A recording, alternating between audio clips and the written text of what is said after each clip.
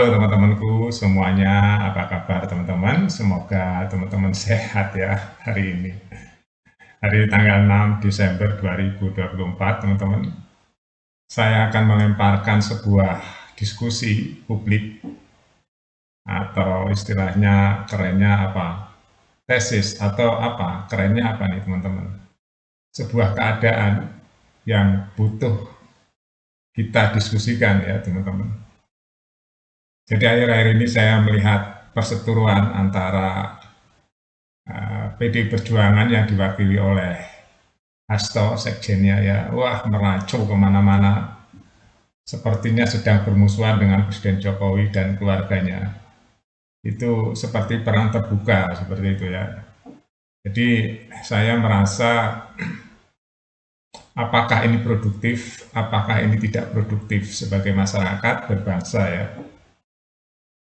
Tapi saya membuat apa teman-teman, opini ya. Saya rasa ada beberapa masyarakat Indonesia yang belum siap ya mendapatkan seorang pemimpin besar dan sevisioner Jokowi. Nanti teman-teman bisa komentar yang pro dan kontra ya. Ini pandangan dan opini ya teman-teman. Jadi saya mengamati kepemimpinan negeri ini sejak zaman Soeharto ya, sejak zaman Soeharto. Jadi pemimpin Soeharto begini, Habibie begini, ya setelahnya begini sampai ke Presiden Jokowi. Saya baru merasakan ya, setelah saya pikir-pikir itu apakah nih pertanyaannya, apakah bangsa Indonesia, nah, nggak semuanya ya, belum siap atau tidak siap atau tidak mau siap menjadi negara maju ya, atau kaget atau belum siap atau tidak mau siap kedatangan seorang pemimpin besar dan sevisioner Jokowi. Ini pertanyaannya. Jokowi sudah memimpin negeri ini kurang lebih 20 tahun teman-teman ya, lebih lah 20 tahun, sejak wali kota 2 periode, Jakarta 2 tahunan, 10 tahun ya, 20 tahun lebih. Dia hafal betul ya tekstur masyarakat Kota Madia ya, terus provinsi dan Indonesia teman-teman. Bahkan kalau kita lihat Jokowi nggak pernah istirahat, bekerja, bekerja, bekerja.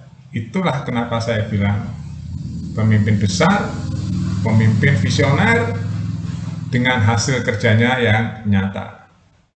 Apakah ada yang menafikan ya keberhasilan Presiden Jokowi? Pembencinya pasti menafikan itu. Nanti saya jelaskan teman-teman.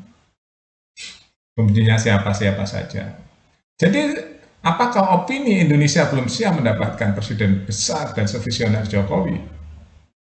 Jawabannya, saya rasa ada pembencinya yang mencari manfaat dari sisi gelap, dari sisi kebencian, dari adanya seorang pemimpin besar. Itu pasti ada, dimanapun seperti itu teman-teman. Tapi Presiden Jokowi, sang pemimpin besar itu, dia memiliki sikap terus bekerja, bekerja, dan bekerja. Ya, jadi dia tidak pernah memamerkan secara eksplisit apa saja, dan itu akan dinikmati oleh anak cucu atau rakyat Indonesia nanti ke depan teman-teman. Tentu pembencinya akan melihat dari sisi lain nanti, ya itu sudah jelas ya. Tapi saya mau ceritakan sevisioner apa Presiden Jokowi itu. Kita lihat ya, dari Freeport aja, selama 50 tahun lebih teman-teman, Freeport itu sahamnya dimiliki oleh asing mayoritas.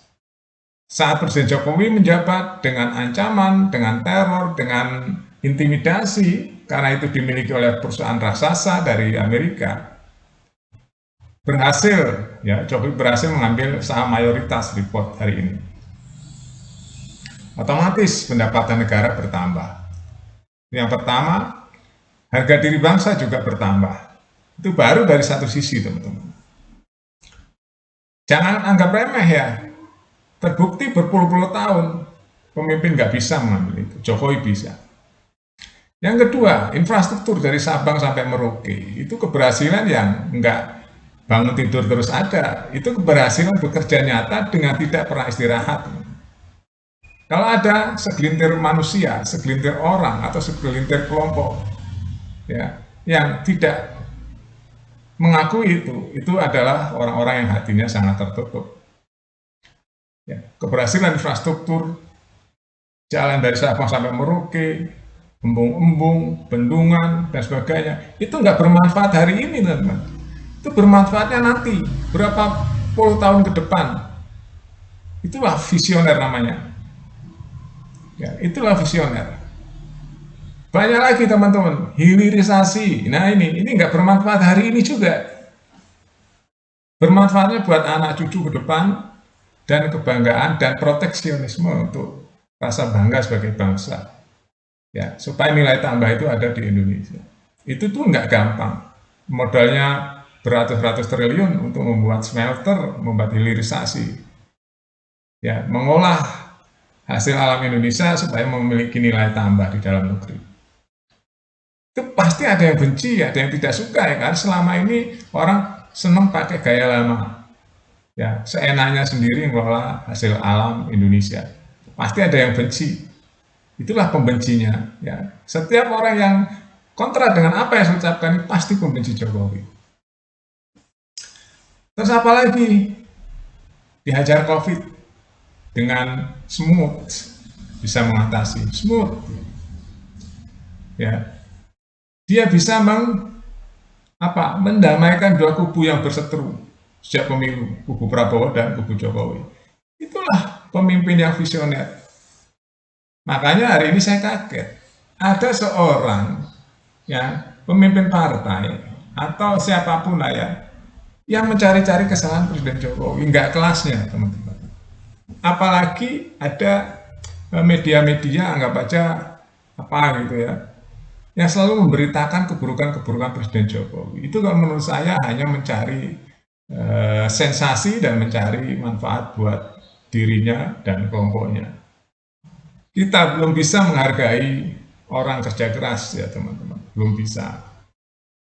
Ya, coba orang-orang yang biasa bepergian gitu, ya, keliling Indonesia aja, pasti akan menikmati infrastruktur itu teman-teman.